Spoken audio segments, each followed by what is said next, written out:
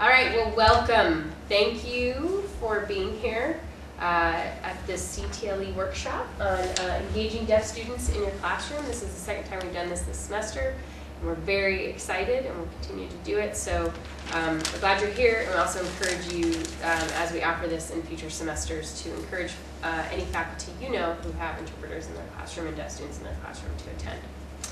So I'll present Raymond Baszler, our presenter. Raymond will talk about himself as well, but he brings a diverse background to his work as an educator and sign language interpreter. After serving 9 years as an officer in the U.S. Air Force, he became a teacher of the deaf. For 10 years, he taught a variety of subject areas in K-12 classrooms, and since 2001, he's been a freelance interpreter and now specializes in post-secondary educational interpreting.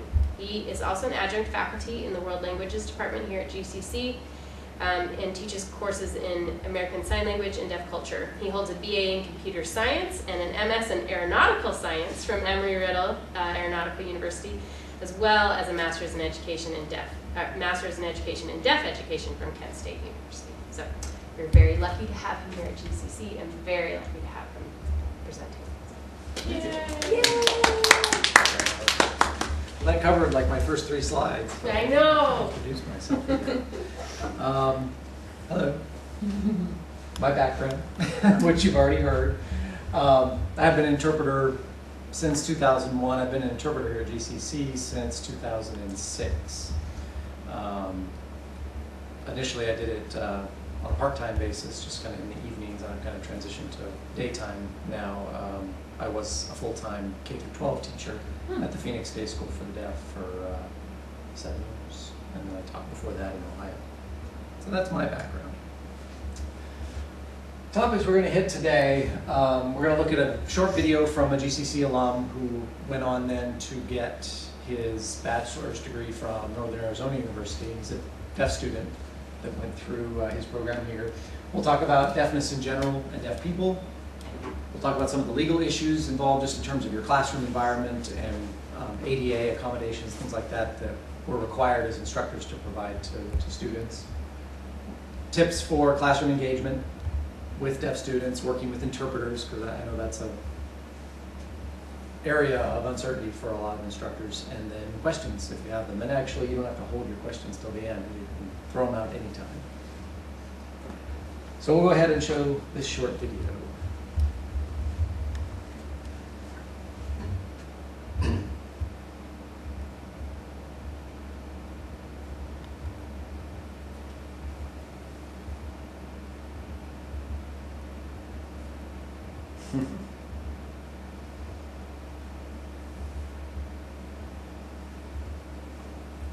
Sorry everyone, my interpreter is ready now and we can get started.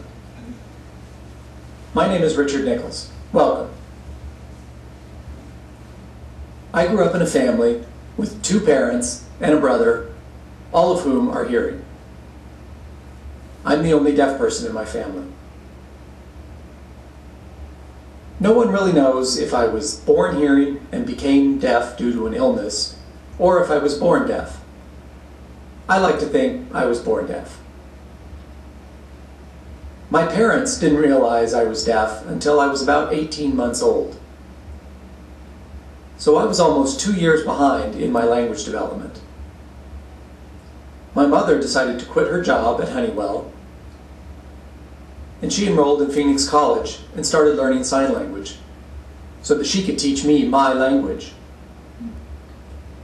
My dad continued working very hard, sometimes 70-hour weeks, so he could support us. My mom became fluent in sign language, and she's an interpreter now. My dad's signing isn't as good. He uses home signs that I understand. Growing up, I had a lot of speech therapy as well, and I learned how to read lips, which helps when I'm communicating with him, and I really value that relationship. My older brother's signing is pretty good. He uses what we call simultaneous communication. So he signs and speaks at the same time, and if he doesn't know a sign, I can usually read his lips to fill in the gaps.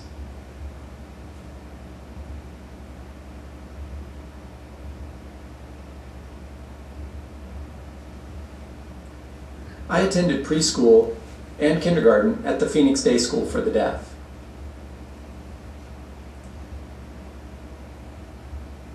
the students and the teachers there, everyone used sign language, which I thought was really cool. After that, my mom decided to mainstream me in public school. And I remember going to school the first day, sitting at my desk, and realizing that everyone was talking and nobody was signing. The teacher began writing on the board and talking to the class, and of course I didn't understand. And then I noticed another woman in the room. She was dressed in black and looked very professional, and she was signing. I was used to my teacher signing, but this teacher was talking and another person was signing.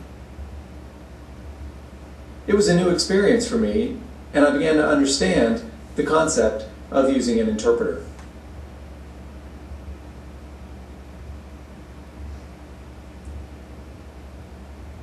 In elementary school, my interpreters followed me everywhere. Sometimes it felt like I had a stalker.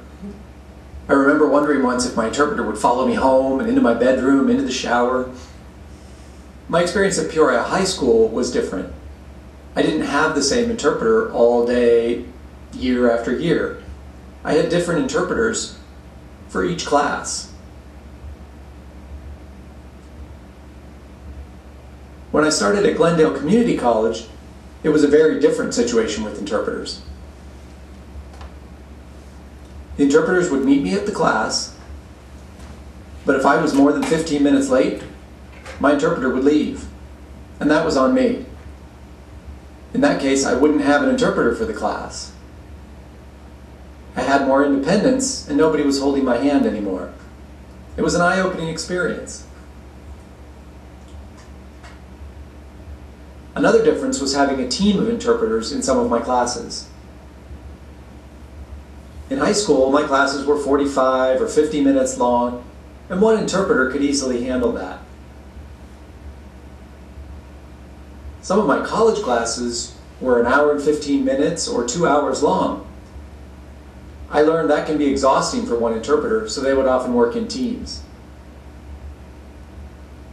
I attended Northern Arizona University, right here on the GCC campus. NAU has distance learning programs, so the students don't have to move to Flagstaff. I had NAU professors right here at GCC, which was nice. At NAU, I was able to have the same interpreting team for 2.5 years until I graduated. That was nice as well because they became familiar with my signing style, how I think, and my word choices. And working together, they were really able to capture my voice. And that doesn't happen often. I was very fortunate.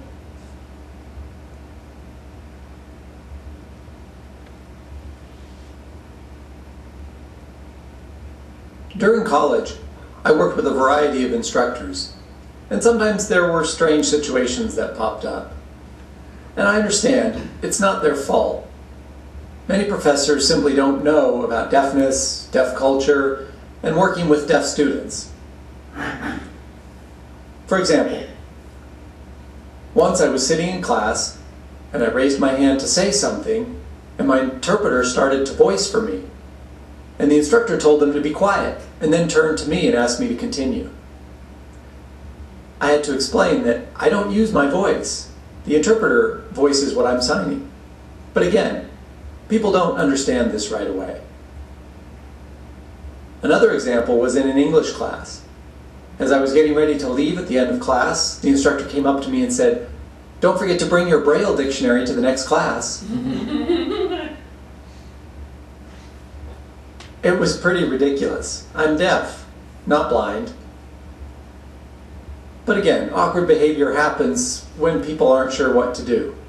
It's not their fault. One other example happened in class when my interpreting team tried to switch. The instructor froze mid-sentence. She wasn't sure if she should stop or continue lecturing. And again, she simply didn't know that for a longer class the interpreters would switch. It wasn't her fault.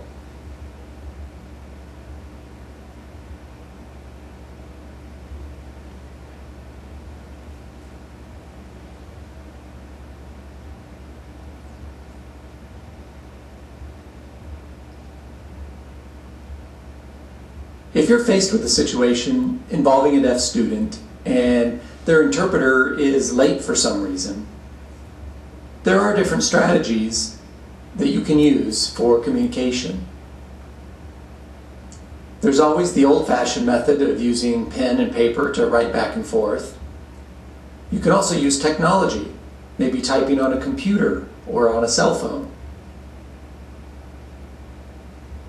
You may also be lucky enough to have another student around who knows sign language, and they can help out.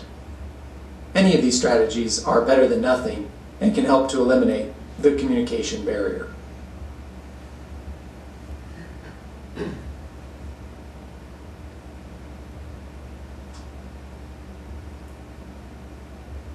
One of the most common mistakes people make when working with deaf people and with interpreters is to address the interpreter rather than the deaf person.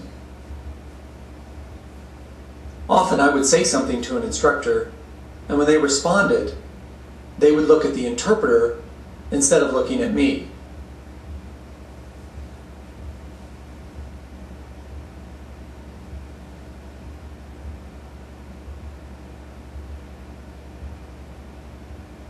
Even worse, people say things like, "Tell him," or "Ask him."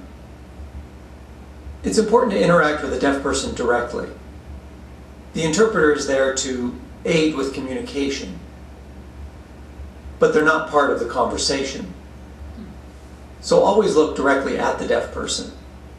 And understand, I won't always be looking at you. I'll be watching my interpreter, but when I respond, I will look directly at you. I'll be checking in with my interpreter from time to time, but I'll always be looking at you when I talk to you.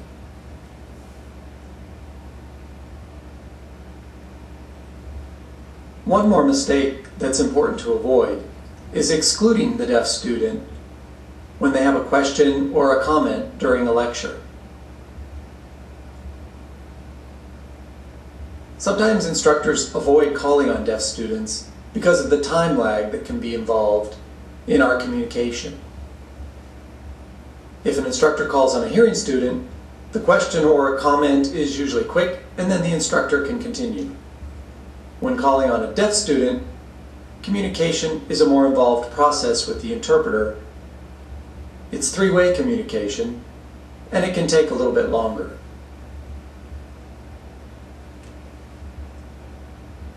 Sometimes instructors who teach at a fast pace tend to avoid the deaf students because they know that's going to slow things down.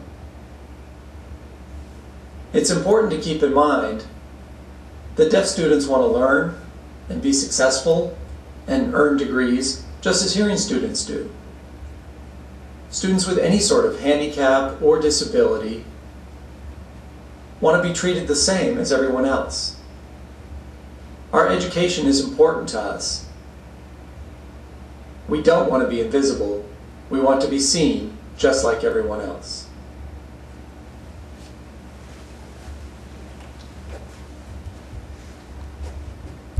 I still think he sums it up really, really well. There's so much in that. When I watch it, I think, oh, maybe I could cut it down because it's a little long. I don't want to cut any of it out because it's all really, really good. One of the luxuries that I had was being able to voice this after the fact. We cut it all together, and then I was able to sit and watch him and really figure out what it was he was trying to say and match his word choice like he was talking about. I mean, I've worked with him for a very long time and I could do that pretty well, but even watching it, 2 or 3 times through, I was like, oh, that's the word he wants me to use. So that's a luxury, and interpreters don't have that in the classroom. We're doing it on the fly, it's simultaneous. And that's what leads to that time lag in communication with students and teachers, and that does affect how teachers interact with deaf students. We'll talk about that as we go through this. I have little short questions, kind of true-false quiz questions as we go through this. First one, all hearing loss is essentially the same. True or false? False. Yeah, definitely false.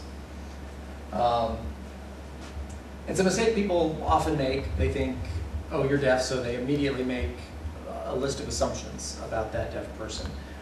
Some may be true, some may be not. There's so many different factors that play into what a deaf person is like, what their capabilities are, and what their hearing abilities are. When we talk about that, we talk about types of loss. We talk about conductive versus sensory neural. Conductive is more of a physical, the word's gone. Moving parts? It is, it's the moving parts. It's not just that. The physical structures of the ear, that's the word, have some kind of malformation, or they're missing, or they're not working properly, or whatever. Those can often be corrected through surgery. And then sensory neural loss, which is actually when we get into the cochlea, the nerve cells that then transmit signals to the brain. Much more difficult to resolve and remediate. We also talk about the degree of loss. They may have a particular type of hearing loss, but we also have to look at what frequency is that hearing loss and how severe is it. And we'll look at what an audiogram looks like and kind of see what the impact is depending on the type of loss. Up and down is the decibel loss, and you see different sounds that are audible at that level. I teach deaf culture, and I have a deaf student in the class, and we looked at this particular picture last night because we were talking about hearing loss, and he raised his hand. He's like, I'm 102 decibels, which means his audiogram has a line on it right there, and that's all he hears. Anything below that, anything above it, gone. So say you have a 70 decibel loss. You might hear that dog barking, but you wouldn't hear the water dripping up there. And then as you go across, it's the pitch, the frequency. So low pitch sounds over here, higher pitch sounds on the other side. In the middle there is that pink area, which we call the speech banana. And those are where all the speech sounds are in terms of their sound level and their frequency. What's interesting to note about this in terms of their hearing abilities and their speaking abilities is over on the far side in the high frequencies you see the F's and the S's and the TH sounds, all those consonants at the beginning and ending of words. In the English language, those letters carry about 85% of the meaning. So if those are missing, it's much more difficult to detect speech, but also to learn to produce it. All your vowel sounds and things like that, the low frequency sounds, are less important in terms of processing spoken language. If we look at an actual audiogram, you can see it's not a straight line across or anything like that. They can have a different level of loss at each of the frequencies. And an audiogram for a deaf person is almost like a fingerprint. Everybody's is different. So there's no way to tell just by knowing that someone is deaf what that actually means. So it's important not to make assumptions immediately about what they can hear, what they can't hear, what they can speak or not speak. Any questions on that? Can I say something? Yes.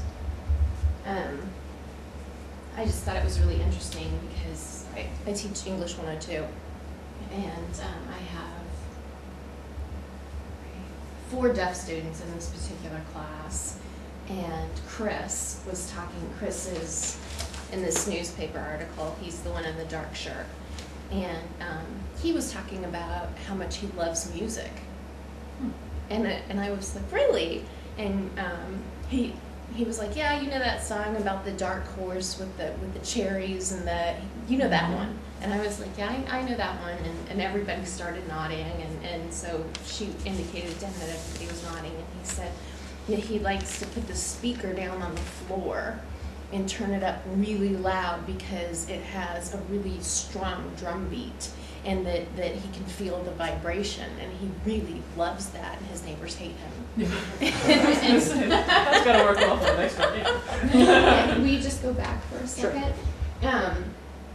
Because when he was saying that, because I came to the training before, and that made me think of this with the speech banana, and I was just thinking about the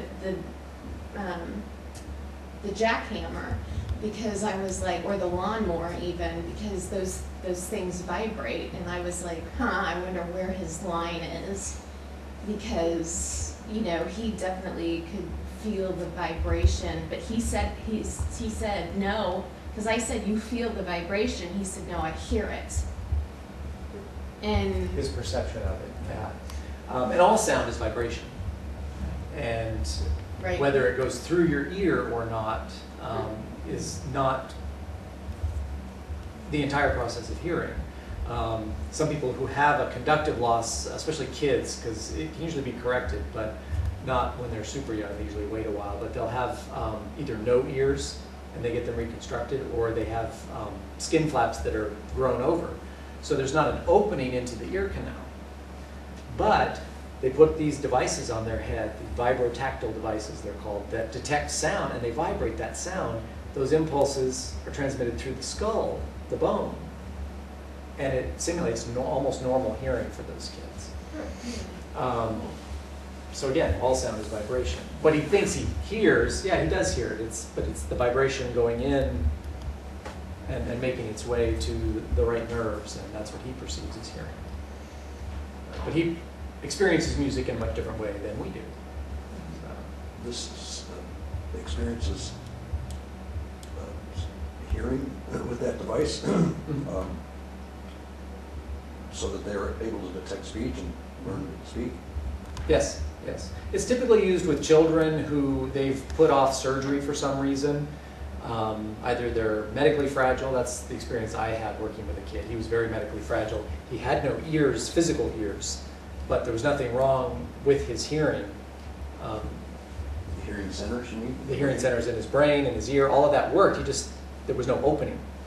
So he had that, it looks like a headband on his head, and it picked up the vibrations around him, all of the sound, and just vibrated that directly to his skull. And that's why when you plug your ears and you speak, you can still hear yourself. All that sound is banging around inside your head and vibrating that way. And eventually, you know, they reconstruct the ears, they open that up. You know, there's ways to then give them Are more there locations in the brain where they would be stimulating more than others, because that's where auditory. The vibrations are still ultimately processed, you know, through the cochlea, then into the auditory nerve in the brain. It is interesting. I mean, I was talking in my class last night. I said, I'm not going to teach you everything you need to know about audiology in one evening, but this is kind of a crash course, and we were talking about just the basics of the ear and how it works. And it's really interesting. True or false? All deaf people use sign language. False. It is false.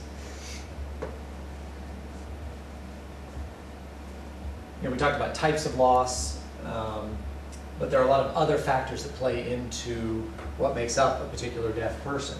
Their mode of communication, be it verbal or manual, using sign language, depends a lot on all of these factors. Their educational background. There are a variety of ways that deaf children are educated in this country. There's not one right way or one wrong way, although many people would argue with me about that. The age of onset. When did they become deaf?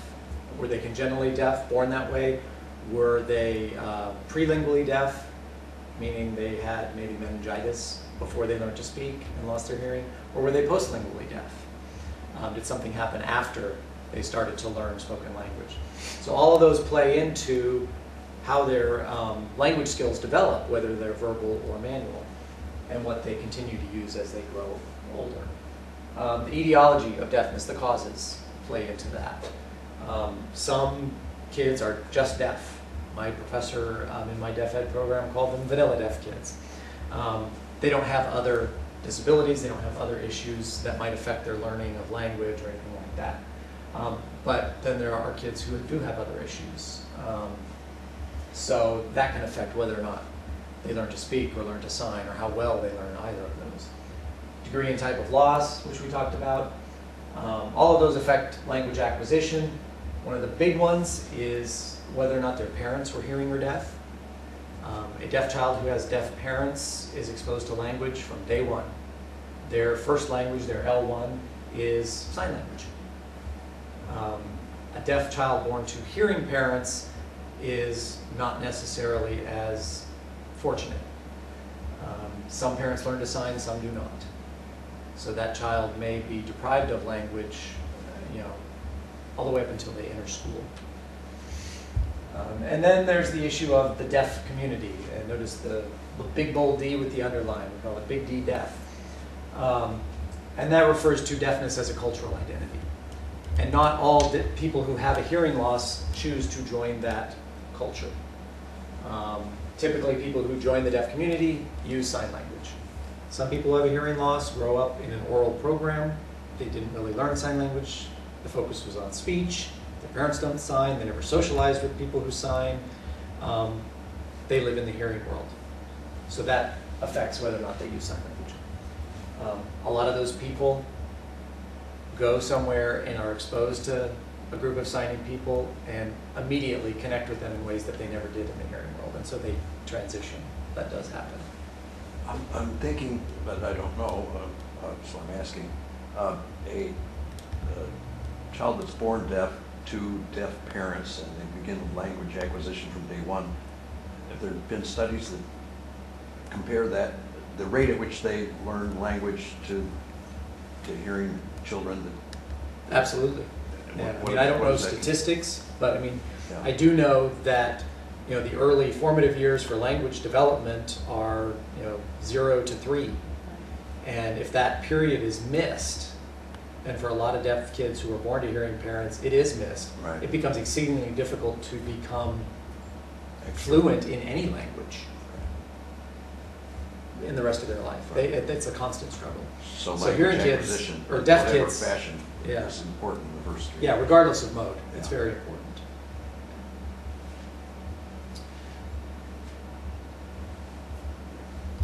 So we talked about sign language, and is it just English represented on the hands?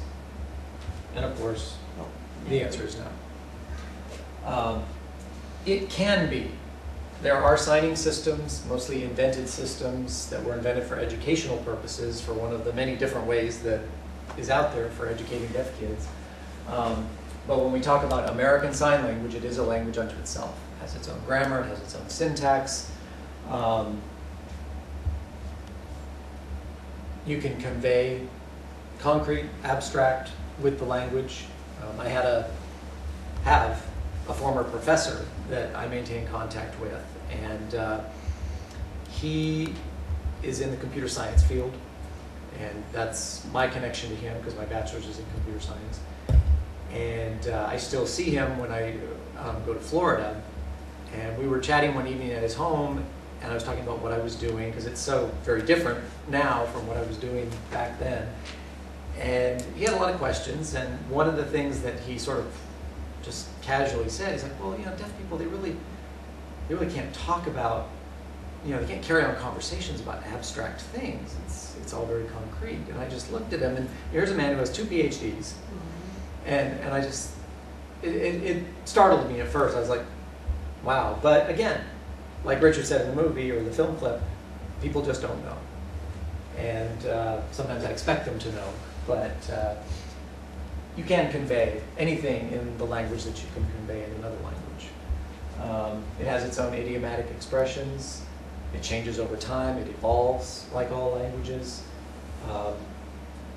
One thing that does come up here, and as an interpreter I've experienced it, just being in the classroom, teachers are unsure sometimes what actually is the language of this deaf student. Particularly when we're in remedial or developmental reading or English, they want to know, or they assume that this student grew up with English as their first language, or if they're Hispanic, that Spanish was their first language, or whatever, and they don't understand that perhaps it wasn't either of those, that their first language was sign language, or no language at all, which is more likely the case with students. So they're learning English in that classroom through an interpreter using sign language that they may or may not fluently understand. I know that there's more than ASL, but but how many different types of sign language are there? Is it something that, you know, Spanish has its own, I hadn't really Oh, you thought mean in about terms this. of other countries? In terms of other countries, I know Mhm. when I lived in Ghana that the deaf individual I knew spoke ASL, and I'm not quite sure how, you know, I don't know what the other options are to know. Yeah. ASL is primarily used in the United States, parts of Canada, and a few of the U.S. territories scattered around the world. It's also used in many of the countries in Africa that have not yet developed their own sign language systems, and they probably will. But what happened there is two things: missionaries and educators. I just read a very interesting story about what was this? A researcher who went to Africa, and he was looking at sign language in Africa and deaf education in that continent, across the continent. And he found these people that had, you know, nothing but home signs, and they weren't educated. And long story short, what he did was bring some of those people back to the United States over time, educated them, taught them American Sign Language. They got teaching degrees and have since gone back to Africa and set up schools. So American Sign Language has found its way over there. My first sign language teacher was from Africa, and she lives here now, and she uses ASL. So to answer your question, most countries have their own. Spanish Sign Language is different from Mexican Sign Language. American Sign Language is different from British Sign Language. But British Sign Language is used in Australia. Is it totally different, or is it different like English in America is to English in Britain? Do you know? Or is it, the difference between English in the two countries is very much just a few vocabulary differences and an accent. And an accent. In terms of sign language, it's completely different. Okay. Just one way to illustrate that is the alphabet, the fingerspelled alphabet. In ASL, American Sign Language, it's one-handed, you know, A, B, C, D. In British Sign Language, it's two-handed, requires both hands. I don't even know how to do it. I know the vowels are A, E, I, O, U. Those are the signs, A, E, I, O, U. And then all kinds of other things that I can't do. I never learned. There used to be something called Sign Exact English. Is that predominantly finger spelling, or is that are there actual signs for entire words? It's not. Signing Exact English is one of those invented systems that took ASL vocabulary and ordered it on top of English grammar, basically. Is that ever helpful for somebody to grasp English grammar in their writing, to see it that way? It can be used. I find it useful sometimes when I am teaching English grammar to a deaf student, only in terms of being able to sign that English sentence in that order to explain to them what it should look like. When you write, this is... When you write, this is what it would look like, exactly. But for them to effectively understand that, I need to be able to then explain it to them fluently in ASL. Because this by itself doesn't mean anything to them in English. Or it's very awkward. Yeah, and it is very awkward. And it's very different. The grammar is completely different. It's more akin to French than it is to English. Partly because ASL has French roots. Language is a big political issue in the deaf community, along with education. So strategies for the classroom. You have a deaf student in your classroom, what do you do? And some of this is just in terms of communicating with them one-on-one. Maybe the interpreter hasn't arrived yet, or it's after class, the interpreter has run off to their next class and the student has a question or something like that. Basic things, paper and pencil, obviously, is effective. Texting, a lot of people have taken to that, just passing a phone back and forth. Students do that, and I've seen our deaf students do that with hearing students on campus. Gestures, it works. Speaking and speech reading, that one has asterisks. A lot of instructors assume that deaf students can read lips. They can't. I mean, that's the short answer. Yes, some deaf students do have that skill. Even the most skilled lip readers in the world only get about 70%. And that's if they have the context of what's going on. If they lose that, they're lost. Would that be pre or post-lingually deaf? That may have an effect. I don't know any numbers on that, but it could have an effect. The one individual that I met many moons ago purposely had his physicians cut the nerves to his ears because he had tinnitus very bad. And he was, I contend he was able, if he was looking at your face on, he could tell exactly what you were saying because he would actually move his lips, mimicking the lip movements that the speaker was making, and from that muscle memory, I guess, was able to very accurately determine. Well, and he also had a familiarity with English grammar. Exactly, and he was vocabulary and all very that. much post. Yeah. I mean, he was 30-some years old when he demanded they do that. If a person that uses and has it trained fairly well, voice recognition software, which is kind of many phones now have, to a certain extent, and probably even greater in the future, it's possible for a hearing person to speak, have it print out on the phone, and then the individual that you would typically use sign language but can't because the hearing person doesn't use sign language, type out their what they want to communicate back, and I've had some success with that, especially in an office setting. If you have a remote keyboard, you can give them the keyboard, bring up a word processing document, speak for the things that you want to type, and then they respond by typing on the keyboard what they want to communicate, and it moves pretty quickly. That method, along with the pen and paper, any kind of written communication, is going to depend on their level of ability with the English language, and that varies, of course. With speech reading, obviously they need to be looking at you if they have that skill. It's not a skill that is taught to the extent that it used to be. It used to be that was the focus of deaf education, but to the exclusion of math and history and geography and all those other things. So, we had a whole generation of deaf people who were excellent lip readers, but their education suffered because of it. So it's finding that balancing act, and more and more deaf people just don't learn that anymore. And it's important to just be open-minded. Don't be terrified. Find a way. There's always a way to make yourself understood. And most of the deaf students here at GCC are very flexible. They're accommodating. They get the situation. They understand. If you read the article in The Voice, both of the students that were interviewed talk about that and how great their professors are at making it work. So some legal issues. This question: academic standards differ for disabled students, including the deaf. Of course, that's false.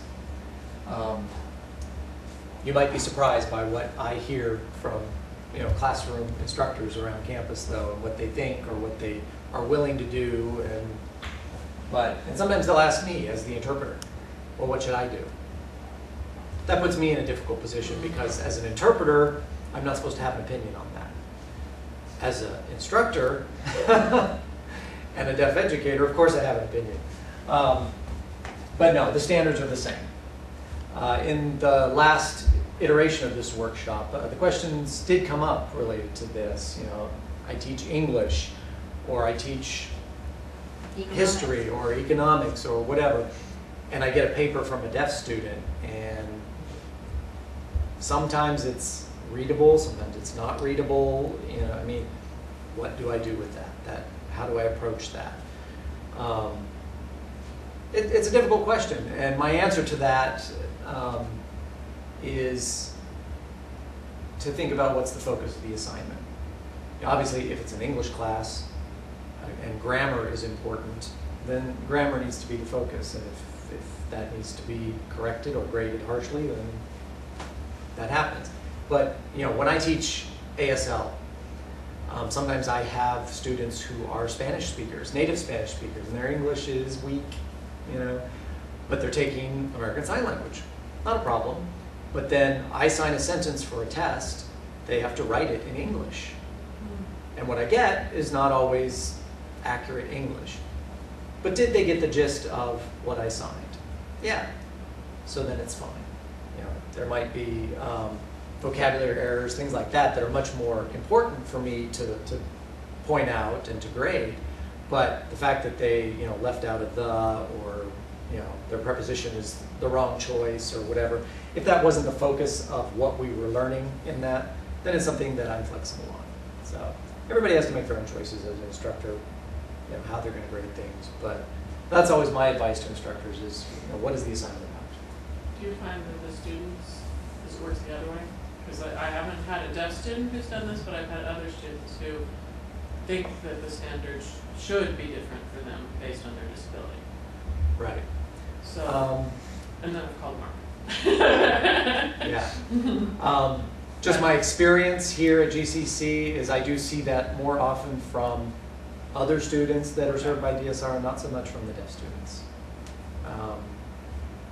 No, I'm not going to say it doesn't happen, but it's not something that, you know, I've had to negotiate Right. with an instructor and a student. They're like every other college student. They're going to get away with, or try to get away with what they can get away with. You know, accommodations we do make in the classroom. Obviously, interpreters for most deaf students. Note-taking, we'll talk about that a little more in depth. Assistive devices, occasionally students will use what we call an FM system, something that transmits to their hearing aids perhaps, and it's a mic they might ask you to wear as the instructor. Tutoring is available to them just like the hearing students on campus. And then real-time captioning is an option as well for some students who prefer to see the lecture in English, and we can bring in that service for them as well. Any questions on these? Is there, I think you might have already mentioned, is there Spanish Sign Language? Yes. And a few other? Mexican Sign Language, French Sign Language. Yeah. Most of the developed countries have their own. Have you run across families that, who are non-English speaking and they are trying to find, or they want to learn Spanish Sign Language? I mean, does that even happen in the Valley? There are people, and it isn't Spanish Sign Language, it's Mexican Sign Okay, Language yeah. here, typically. We do have people in the Valley that use Mexican Sign Language. Occasionally, I mean, as an interpreter, I will get messages throughout the day from agencies looking for different things, but sometimes it's we need someone who knows MSL because the client, that's their sign language. So then it becomes a three-way kind of thing sometimes between the interpreter who can interpret from Mexican Sign Language into ASL, and then someone from ASL into English, or whatever. I mean, it can get complicated. Wow. So it is interesting. Okay, note-taking. This topic spurred a lot of discussion in the last workshop, which surprised me, but it was interesting. Choosing a note-taker. What do you do when the student approaches you? I need a note-taker. Having a problem in one of the classes I interpret right now, the teacher has asked repeatedly in every class, is someone willing to take notes for a student or share their notes? And you know, it's a developmental English class, so all the students are like this. Nobody speaks, nobody moves. We're still trying. But obviously you want to find a student who has all of these things: command of the English language, good attendance, legible handwriting, that they're a good student. How do you know that day one? You don't always. Sometimes you have a student you've had before. That's always a strategy that I've seen used. Some teachers just provide their class notes to the deaf student, copies before class or after class. A lot of different ways that you can handle it. And certainly if you're ever at a loss for what to do, you know, you can contact Mary Jane or talk with the interpreter in your classroom. They may have an idea. Any number of ways to deal with that. Testing accommodations for deaf students are very rare. Deaf students usually don't want to take their tests anywhere else. They want to just be in the classroom. They don't usually need additional time. what we run into more often is instructors thinking because they have that orange sheet of paper that they're supposed to send the test to the DSR, and the student then shows up to class and there's no test for them, or the instructor's telling them to leave and they don't understand why. We've had some students who've been insulted by that. It's like, no, I'm here to take my test in class with everybody else, you know. So just be aware with deaf students particularly, it's a rare accommodation. And then interpretation for tests is another issue that sometimes comes up.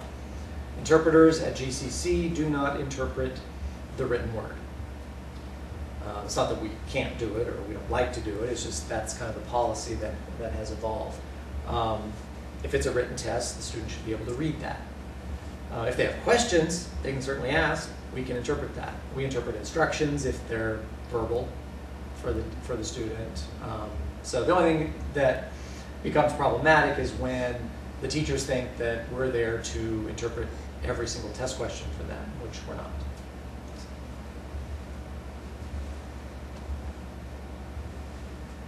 I think we already hit this one in terms of reading lips. Not a popular skill anymore. They may or may not have that skill. They may or may not choose to speak. It's always funny when a deaf student, for the first time, 14 weeks into class, uses their voice.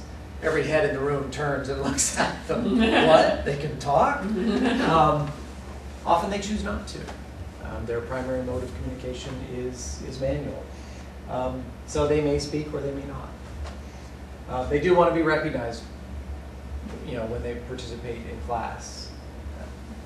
And that can be a problem for the reasons that Richard talked about in the film clip. It does add time to the process. It does slow down the process. And if you're a professor that's really, you got a rhythm going and all that, and then the deaf student raises your hand, and okay, it's going to come to a screeching halt, so I'm just going to look this way. I've seen it happen. I've seen the opposite happen too. I worked with an instructor and a student last semester. The student, not only deaf but autistic. So when his hand went up, we knew, okay, everything was coming to a halt, and this was going to be a process. But he usually had good points to make or good questions to ask, and the teacher knew that. So he would get to a stopping point, and then he would acknowledge the student, and we would go from there. And it was great, and I applauded the teacher, after class, and let him know that was, really awesome to see. But by and large, students don't expect preferential treatment just because they're deaf. And again, like I said before, like hearing students, they may want it just because. Interpreters. Okay. So what do you do when the deaf student arrives with their entourage? Interpreters freak some teachers out. Makes them nervous, makes them self-conscious. I didn't even really realize that until I had an instructor sort of confide in me after having a deaf student for a couple of semesters that, when this first started, I really was kind of uneasy, didn't know how to handle it, what to do, and was more afraid than anything that she would make a mistake, do something to offend a student or something like that, which of course she didn't do. But it was interesting. And then later, in the courses I teach, I started to have interpreters, because I would have deaf students, and it sometimes made the process just easier if I didn't have to sign and talk both. And then I felt the same way. For different reasons, I think, but still, there's other adults in the room that are paying attention to what I'm doing. And as an instructor, that's sort of my domain, So it is, I understand the uneasiness that instructors have. So some of this hopefully puts them at ease. They are certified and licensed. The state of Arizona, to be licensed, requires you to have national certification. So they're well credentialed when they walk in your classroom. Most of them have at least an AA degree. Starting last year, in order to sit for that certification exam, a bachelor's degree is now required. So, the level of education in our field has been elevated, which I think is outstanding, especially for educational interpreting. Interpreters do interpret everything that they hear to the best of their abilities. So the instructor leaning over saying, "Oh, don't interpret that." I'm going to sign, say, "Don't interpret this." Yeah. And then I get the eye roll from the deaf student, We're there to convey not only what you say, but how you say it, your intent. I often get comments from students, particularly, who come up to me and, I love coming to this class because I just sit and watch you the whole time because it's so much fun, Because I'm there to convey what the instructor is doing to the student. And some instructors who are really rambunctious, like Miss Gwynn here, we have a lot of fun. So, and I enjoy doing that. We include relevant and irrelevant things that we hear. We might hear the siren go by outside, and if that is something that we have time to add in, we will add in. Because the deaf student may notice that everybody's kind of looking around, or everybody looks annoyed. Why do they look annoyed? Well, we're adding that information in that they're not picking up. And we're supposed to refrain from injecting our personal opinion. I don't know how long video phones have been used by this population, but prior to that, people would communicate using the relay service. That was one way. Yeah, and I don't know if relay service still exists even. It does. It's sort of been, we still have the TTY relay, Right. but that's been kind of supplanted by the video relay. Yeah, but there used to be a service that would be intermediary between the hearing impaired Right, and that's the hearing individual. Yeah, that's the TTY relay. And Well, even that's the video person to person though. That there's no intermediary necessarily. There is, with yeah. Pardon? Yeah, there is. Because you have a hearing person on the phone calling the relay service who is Okay. on the TTY with the deaf person. Okay, but Yeah. the hearing person could have a TTY as well. They could. It could be direct, Yeah. two-way. Yeah, that's how I've experienced it. But Right. before video phones and when students would call in using the relay service, as an example of the relay service would type everything said as well. And on one occasion, I was in my office and I was speaking to a colleague and we were talking about some other topic altogether. Phone rings and I pick up and it says, "This is relay operator, blah, blah, blah. Have you ever used one of these calls before?" And I said, yeah, hold on a second. And I didn't know that they typed everything. And I told the person that was standing in front of me, "We'll have to talk later. This is the relay service and these conversations take forever." And I didn't know that they typed that for the other party. Yes. And so I got reamed Yeah. once I got back on the phone by the person who had. Yeah, the relay calls were always a little bit stilted because you had the three-way communication, Oh. but it was typed. So it did really slow down communication, and also you missed all of the, it's like trying to use emoticons on Yeah, text messages and stuff. It still doesn't quite convey facial expression and all that. at all. Now we have the video relay, which is completely different. It's simultaneous communication. Even if it's three-way, there's an operator in the middle who's watching the deaf person sign and speaking at the same time. We're hearing that on our end, and then we speak, they're signing. It's much faster and smoother. Plus, the emotion and facial expressions can be conveyed as well. This is the first time, and I'm trying to remember how many years I've had deaf students. But this is the very first time I've ever had a student ask to be Moved in the classroom? away from y'all. Oh, away from the interpreters? Yeah. Oh, a hearing student. Yes. Oh, okay. I was like, a deaf student wanted to be moved No, away. no, I'm with you now. no. Okay. This is the very first time I've ever had a student who was in the class. Because usually in the first 2 weeks, on the first day or two, we play a get to know you game, and I have before they walk out of the first day, then I usually have their names memorized so that I know their names. And when they come back in, then I tell them you have to sit in the same desk Right. for at least the first week until I've got your names down. And she's in the class that you're in. Oh. and she asked to be moved, and she just said, because we did a learning styles inventory, so are you more verbal, Right. are you more visual, are you more active, are you more reflective? And she said that she's a 9 on visual, and she was sitting right over there behind Mark. Too distracting? And she said, all I do is stare at the interpreters. And I was going to say, do you just stare at Raymond? And she said, no, she wants to learn how to do sign language. And so she is so fascinated by you. And she said, I'm a 9 on the visual. And she said, I can't take my eyes off of them. And she said, I have to move myself. And I was like, that's fine. But that's the very first time I've ever had somebody ask me. And I think it was good that we'd already done the learning styles inventory back and forth. Well, she had a way to convey it that was... Right, without being rude Yeah.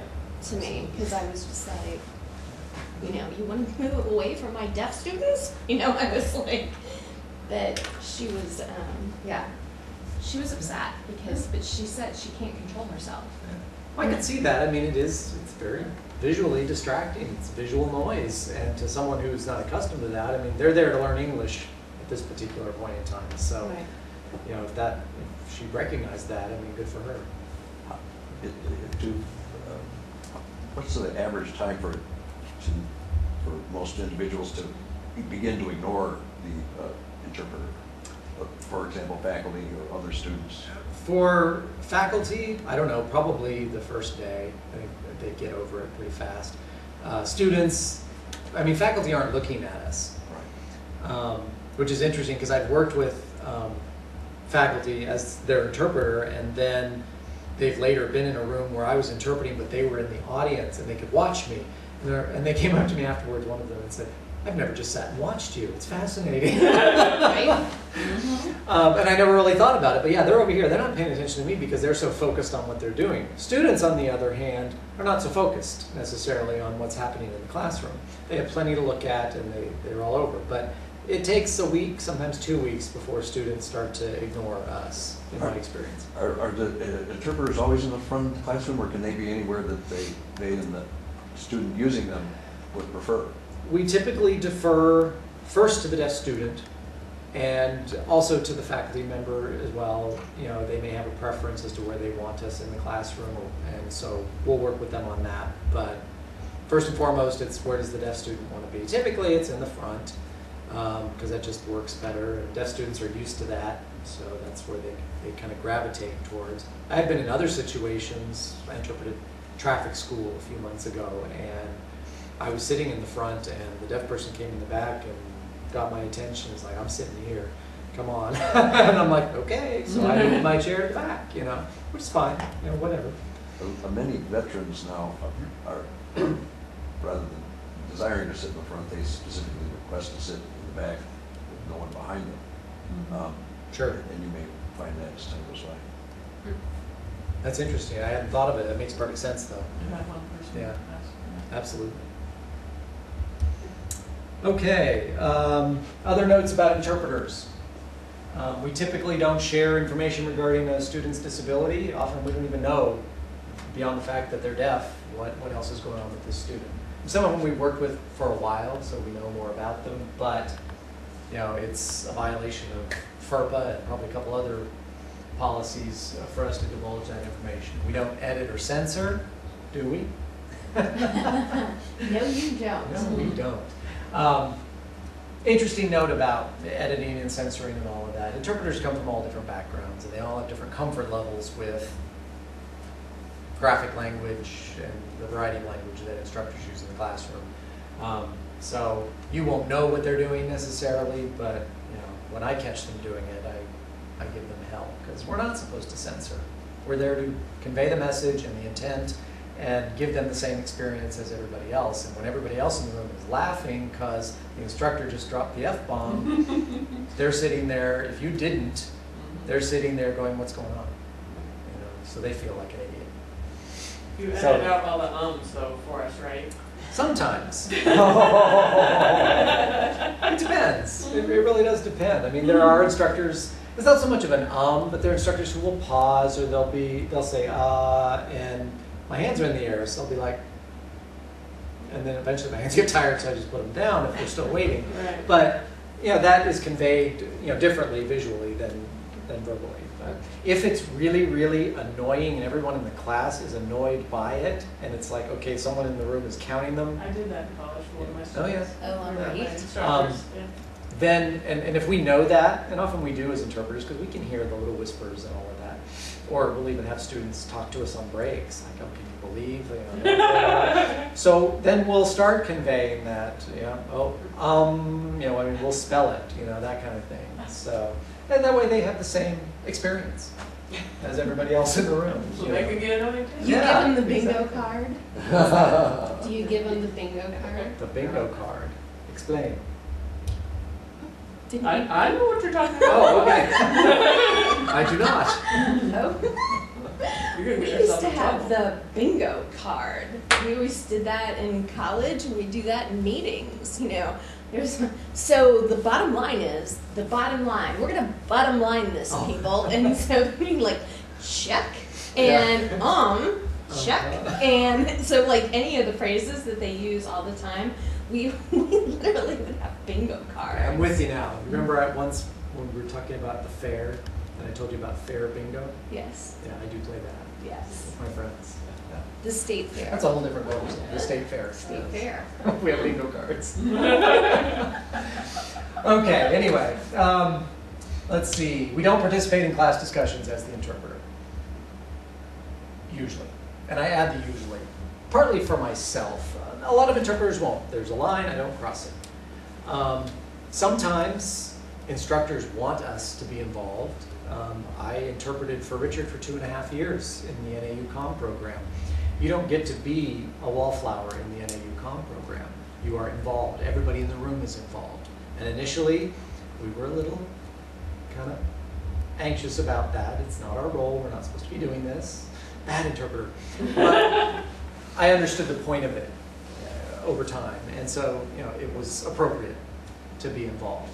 But by and large, we're not. We're there, we're furniture. And that's what I tell you. We don't proctor exams, and we don't monitor the classroom when you leave. We don't make copies, we don't go get a stapler, all those kinds of things that I have been asked to do in my capacity as an interpreter. So. And the problem with that, and this is why interpreters have a code of ethics that, you know, kind of outlines things like this. I mean, not the stapler specifically, but the idea. Because if one interpreter does go to do it, then all the next interpreters are going to be expected to do it by that particular instructor or person that they worked with. And we do have interpreters who will go get the stapler. So, you know, it does And vary. your response is, I am not your lackey. Yeah. My response is in the back of my mind, I'm thinking, okay, who has interpreted for you that you thought this was okay? But yeah, it does happen. More tips. Richard mentioned this one, probably the biggest pet peeve of deaf students in the world, and it's in the newspaper too. He mentions it, is talk to us. Instructors are often guilty of the tell him, ask her. And I will very politely say, well, you can go ahead and tell him and I will interpret for you. Yeah, it's as simple as that. If they persist with that particular style, then I'll do like I do with the ums. Tell him, and then go on from there. The problem that it presents, first of all, is it's rude to the deaf student, but linguistically it becomes a problem because if I'm trying to edit all that out, I'm changing tenses, I'm changing pronouns, and it's hard to process sometimes. So it's much easier if you just talk to the deaf student, and then I can just interpret it, because that's what I'm used to doing. But it is, you know, I think degrading to the deaf student.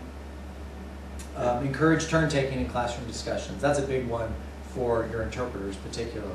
But even for the deaf students to be able to kind of track what's going on. If people are talking over each other, we can't keep up, we can't filter, we can't, I mean, we're trying to indicate who's talking, and if 3 people are talking, you know, it becomes very problematic. So that's something I always remind instructors about if they ask me, what can I do? Because I usually get that question. And then being mindful of the process time involved with that 3-way communication. And that varies from student to student, and some interpreters are more skilled at, we call it reverse interpreting, where we're taking sign language and producing English. Some are better at it than others, so that can affect the process. Walking between. I often am sitting in my chair as the interpreter, the student is sitting here in front of me, and there's a traffic pattern here that's completely empty, and yet an instructor will stop right there and not know what to do if they want to get over there. Okay. Sometimes they'll do a dance, sometimes they'll wait till we've stopped, and then they'll go through and say, excuse me. Or, all of those options are usually distracting for everybody in the room, particularly though for the deaf student. I've seen instructors crouch down and walk below the line of sight. That's the fun. Yeah. It's perfectly acceptable in deaf culture to walk on through. It's much more visually distracting and considered rude in deaf culture to stand here, you know, doing the, you know, we can sense it. Right. You know, and if we're being really mean and nasty, we'll talk about it. We'll just keep going. We're not going to stop. We're not going to give you that opportunity to run through. So yeah, Just to see if you'll do the limbo, huh? right, exactly. And the other issue is teams too. Some people aren't aware of why we have interpreter teams. A couple of issues involved there. Interpreter fatigue is first and foremost. And it's not necessarily physical so much as it is mental. For lengthy classes, for classes that are very content intensive, lecture intensive, about 15 to 20 minutes, depending on your rate of speech, is about where the message starts to degrade and break down, because we're processing in 2 different languages. And so that we switch, you know, at some logical point, hopefully. But then we'll also, and that's typically for longer classes, hour and 15 minutes, 2 hours and beyond. But often we'll have interpreters in a 50-minute class that are teamed together. And instructors are like, well, why do I have 2 interpreters? It's only a 50-minute class. And the thing they don't realize is that that interpreter may have 50-minute classes back to back all day long. So it's a way to give them a break, you know, as they go through their day as well. So it's not a reflection on the instructor or the student or anything like that. It's just a logistical matter in terms of interpreters and what their day looks like and how we manage them. So we've got the interpreters figured out. We know how to interact with the deaf student. What can we do beyond that to help them out in terms of learning? As someone trained in deaf education, I realized very quickly that what we do as deaf educators is not very different from what is just considered good instruction. And so all of these things are things that, you know, we do in the classroom when we teach one-on-one deaf students or directly without use of an interpreter. But these things will help all of your students.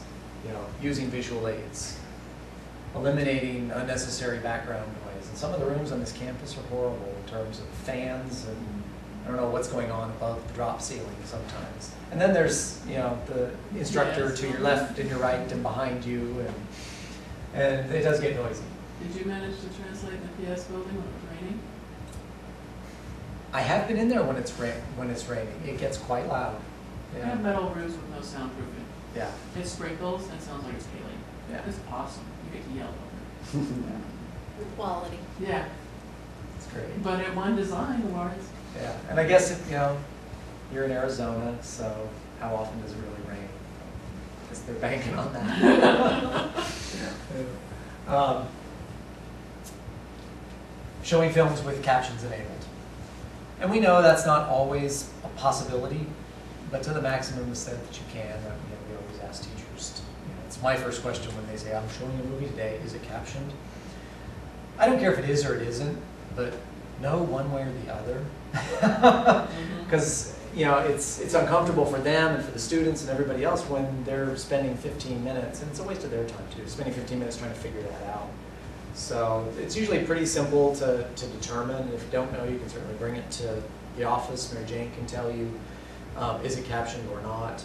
And if it's not, that's my job. I'm there to interpret, so we can do films. Do most interpreters know how to figure out the turning on, turning off captioning? Would that be something that you wouldn't want to ask them to do? Most interpreters don't know. Okay. I do, depending on the equipment in the room. So sometimes I will, offer that assistance. It varies on the situation, I guess. But I want to move things along, and I get it as an instructor, so I try to help out when I can. Don't expect students to look in more than one place at the same time. And that comes into like demonstrations in the classroom, or if you're moving around the classroom a lot. Deaf students are kind of watching their interpreter, they're trying to watch you, they're trying to watch what's going on. That's very difficult visually, if not impossible. One thing that I don't usually confer with an instructor and make sure it's okay first, but sometimes I stand as an interpreter because it just works better. When I'm interpreting in this building, over in these rooms, there are all those computers, and students sit behind them. Right. And when they raise their hand to say something, I'm like, what? So I have learned over the years, if I stand up, I can hear everybody. So I stand and interpret. It doesn't bother me. But it might bother the instructor, so I always make sure, do you mind? Sometimes, like when I interpreted for geology, he's all over the room with the maps and all of that. Well, it was much more useful for me to be standing next to the map with him and interpret for the student who could look at the map and look at the instructor and look at me all at the same time. So if you're going to do a lot of that, maybe chat with your interpreter. You say, I'm going to be using this map over here, or this thing over here, or whatever. Feel free to wander over with me. Yeah. And some of our interpreters are not real aggressive in terms of finding ways to make it work better. And so, if you offer that up, they're going to be thrilled. Oh, yeah, okay, I'll follow you around. And adjusting pace for demonstrations is part of that. Providing copies of class notes if the note taker is not there is an alternative when they're absent. Some teachers try to find a backup as well. They'll have the note taker and they'll have a backup note taker. Really, the biggest problem with note takers is in math, because students drop out of math like crazy. And so you'll have a student who has a note taker, and then one week they're there and the next week they're gone. And when you finally realize they're not coming back, then you find another one and then they're gone. That happened to a student 3 times last semester in a math class I was interpreting, so sometimes it's tough. And then put important class information in writing, obviously. I'm interpreting a class this semester, and I think to myself during the class, because he just sits there and talks to them the whole time. Tells them their assignments. This is developmental level stuff, so these students are struggling anyway. And then this teacher just talks at them, and then talks down to them because they're not turning things in, they're not doing what he's expecting of them. But I'm thinking to myself, would it kill you to get up and write something on the board? So making that visual for all the students, again, good instruction. It helps them all. And would you encourage to using the LMS, so having something in Canvas or Blackboard that's Sure. constantly there, right? So the announcement is posted there so the student can go back to it. Right. Absolutely. And more teachers are using Blackboard and Canvas. Not all of them yet. But that usually does help students a lot, because they may know then, okay, I can always go and get it off of there. Mm-hmm. And if the interpreters know that that's there too, they can refer the student when they miss something. Oh, the instructor said it was on Blackboard or whatever. Then they'll go, okay. Any questions on anything that we've gone through today? It's a lot. And I'm really enjoying doing this because it is a lot, and I, as someone who's been in this field now for 15 years, I forget that I know all of this and nobody else does. And sometimes I get frustrated, irritated, whatever, when I'm sitting in that interpreting chair, like, really? You didn't just say that. But they don't know, and instructors don't know. And that's why, when Megan wanted to do this, I was like, yes, let's do it. I was on board, so I'm excited to keep doing it. Just one thing from the last time we did it, a comment that someone had written was how helpful it was for them to hear the recommendation when they write something on the board, and I think you may have even been the one who brought this up, to sit, and you're pointing at something, to say what you're talking about. Oh, yeah, I think that might have been me even.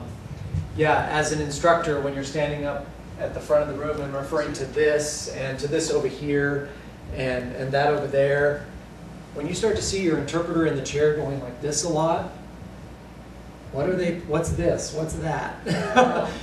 Using more specificity in your language. And I know that's a really hard thing to do because I'm guilty of it too. Having had interpreters in my room now, I catch myself. I'll say, and what we mean by this, and then I stop and I say, I'll read the phrase that I'm pointing to or whatever, because it's a natural way of communicating. It's why we have the visual aid, so we can point and say this. But as an interpreter, it's completely meaningless until we look and go, oh, that. And if we didn't look fast enough, you've moved on. What was this? Okay. And there are times where an interpreter will, if they can, interrupt and say, could you repeat that, please? Or I missed that. Could you repeat it? Right, and see, that had never occurred to me before, and how many years have I been doing this? I'm like, God, I'm such an idiot. But for the very first time ever, and I've been full-time for 12 years, I have a blind student this semester. And right after, because I took this in the week of accountability, and so I have this blind student, and he has whatever that thing is called. He has this machine that he's typing on throughout my entire literature class. And I put notes on the board. And so the notes that I put on the board are not copious at all. They're just like short phrases to help me remember what I'm going to talk about next.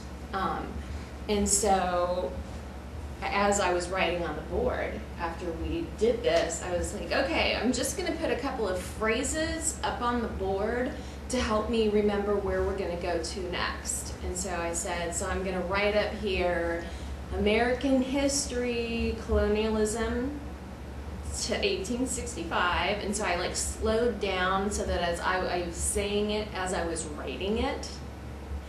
And then I said, and then I'm going to put the South, and I'm just going to put a couple of catchphrases, because this was like the second day of class, and before we start reading the American literature at the time, I really want to give them, because the class is divided up into 3 books, and so it's 1865 until 1915.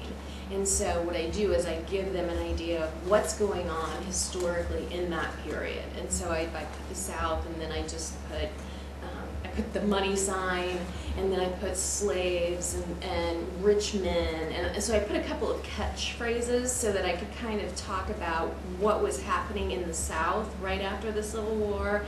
And then I said, now I'm going to just write the North and a couple of catchphrases. And so then I said, now I'm going to go and I'm going to start talking about this. And I said, so we're talking about the South, and we're talking about big money, people. And then I started talking about the economically what happened to the South as a result of them losing the Civil War. And I said, okay, now let's talk about all the rich men and all those plantation owners who lost all of their money. And so each time I went back up to the board and I put my hand on it, but of course he's blind and he can't see. And so I would say, okay, and now I'm talking about the South, and I'm talking about, and I would say the catchword that I had said before. And so I'm trying to be very cognizant of that, not just when I'm with him, but also when I'm back with my deaf students, because you're right. I've noticed before that you at least, I've noticed you turn around in my classroom, and I'm like, my thought has always been, isn't that cute, he's paying attention. And Emily doesn't use an enormous amount of notes on the board. No, I But during the first couple of weeks, she does. And I almost got up again in her last class and stood, because if I was standing next to the board, I could kind of glance versus turning. But I think you probably have gotten better, because I didn't feel like I was turning a lot. So you may be verbalizing more than pointing and gesturing and all of that. I'm looking forward to, of course, I'm teaching later this semester for NAU. I've been notified that I have a student who is blind in the class. Brand new experience for me. And An amusing sideline. Well, Geology. Yeah, Oh. go ahead. but one of the things that I immediately thought of is, I mean, this is going to be a course in deaf culture and identity. I have videos that portions of them are signed with captions.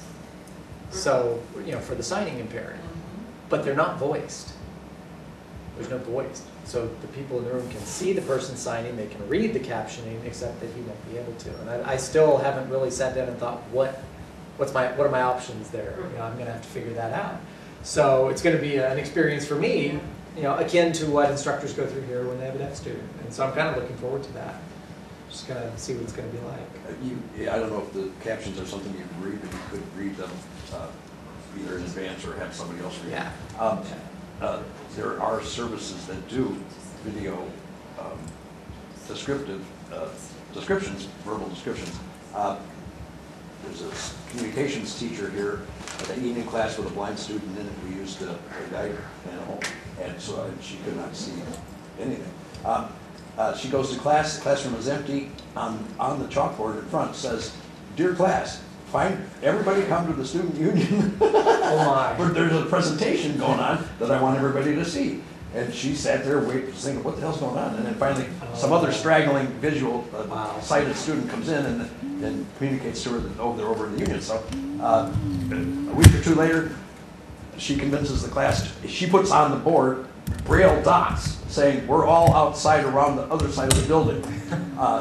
And the whole class waited for the instructor. And of course, he never came because he didn't know what these dots meant. Oh, that's hilarious. As a turnaround, get back. It's interesting. I mean, I'm very familiar with deafness and all the implications therein, but other disabilities, no, not so much. So it's. As a general principle, all you really need to do if you don't have any other information is ask the person. How do you well, and that's my plan, function is to sit with him and say, what do you need from me? Yeah. And I hope that's, if nothing else, where the default position is for instructors. And a lot of them do ask me as the interpreter, but some of them do ask the student as well. They'll say, if there's anything I can do to make this work better for you, please let me know. So, and they appreciate that, and the interpreters appreciate it. But hopefully this information and getting that out there to more and more faculty will make the process easier and eliminate some of the snafus that do pop up from time to time. Just a question of interest. And is it, what's the percentage compared, if you know this or have a general idea, of deaf people who attain or go to higher education versus a normal population? I'm just wondering, is it, I would imagine it's lower because of the difficulties that are inherent in that. 2% of all deaf people go to college. 28% of those manage to graduate with a degree. So 28% of that 2% is very tiny. And that is not the fault, in my opinion, of secondary education. We have to go back to K through 12. We have to go back to pre-K and parents and the medical establishment, and there are huge issues that have been unresolved, argued about for centuries, and still not fixed. Is there a simple test now for newborns to determine whether or Oh, not? absolutely. There are a number of tests that they can do days after birth to determine if there's a hearing loss. That part's easy now. Yeah. The question is then what? And then it just gets ugly after that. Yeah, I forgot that my daughter's born, they do that testing immediately. And It's mandated now in, last time I read, it was like 28 states yeah. that actually mandate newborn screening, hearing screening. What does it consist of? They call it, there's a couple different types now. The most basic type is the auditory brainstem response, ABR. They put a couple Tuning forks or something? Electrodes. electrode things on her head, Yeah, and then they put earphones on them, and they play clicks. So they're And measuring brain activity? they measure brain activity Okay. in response to those So clicks. it's not invasive, it's not No, harmful? it's not invasive. They're asleep when they do it. They have to be asleep.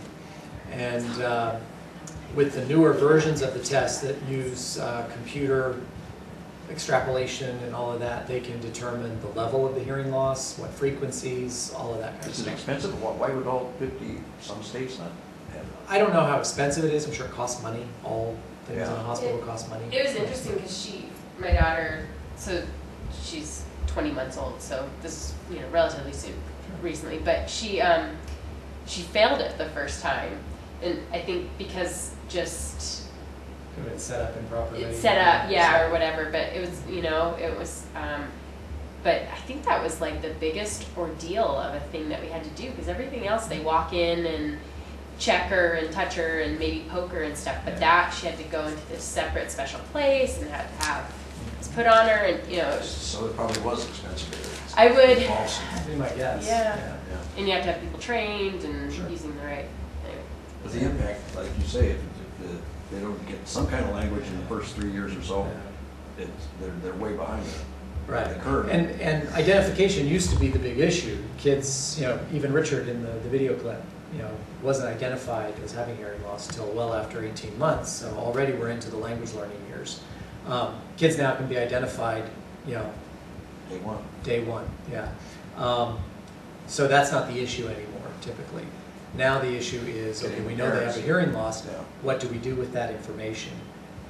Cochlear Cochlear implants, yeah. hearing aids, what kind of language do we expose them to? Are the parents going to learn sign language? Are they not? Is The there issues language are- in schools or Yeah. or nurseries or Yeah. Well- It's down the rabbit hole. And And when you do cochlear implants, you don't necessarily know what level of hearing always they're going to end up having. you don't know what the success will be with that until much later. So they're not learning sign, Right. We have but students. I don't know if she will need that. Yeah. We have a student, there might be two. I think there's just one now, but I've known several. We have one student right now who was implanted, went through her school orally, and has good speech. It has been fairly successful all along, but now she's come to college. She cannot survive in the lecture environment of a college classroom with just spoken language. She doesn't know sign language. The personal amplification systems don't much help to her? She has a cochlear implant. That's her amplification. And You can't enhance that with the... not really. It's not about the level of the sound or the clarity of it. It's the ability to process that much happening all at the same time. She's had intensive, special education her whole life, and now she doesn't. Now she is in the mainstream, as it were, with everybody else. It's much harder for her. And so she is learning sign language now at age 19 and trying to survive in classrooms with the help of interpreters and all of that. So it's challenging. And so the cochlear implant, helpful to some, but I always tell parents, because they will ask me my advice. Should I do it? Should I not do it? I said, as long as you understand that no matter what you do, your child will always be deaf. And they need to have sign language. Because that implant may stop working, it could malfunction, any number of things can go wrong. The battery could die in a given situation, and so immediately they're deaf. I don't know, is it ever just like turning on perfect hearing? My understanding is that there's always a learning process to understand the sounds that they're getting through the cochlear implant. Right, there's a learning process in terms of learning what sounds mean, again, you know, when you're implanted. Yeah. But, you know, bigger issue than that is the fact that the most sophisticated cochlear implants, I believe right now, still only have 24 channels. There are millions and millions of hair cells in the cochlea, all transmitting sound. 24 channels is not an accurate representation of sound. So what they hear Yeah. is very different. Well, I'm than what surprised you're that they hearing. can even understand, have any intelligible, Yeah. interpret any speech at all. Yeah. It's just But they can, and they have to learn that. There's a very intense auditory training, and that's the other issue with cochlear implants in this particular state. Access will pay for it. So they will implant pretty much any child that is born with a hearing loss without any regard for the follow-up care, the commitment of the parents, the financial resources of the parents to do all of that auditory training, which goes on for years after implantation. So yes, they're implanted. Yes, they could probably learn speech, but did they get all of that training all the way It could along? almost be more detrimental than helpful. Yeah, I mean, they might hear that, they don't know what it means. They can hear me talk, they don't know that that's speech, if they don't go through that process of relearning and rewiring the brain, as it were. So Very good. the implications are enormous. So this is just a little piece, hopefully make a difference with that. Thank you. Thank you. And thank you.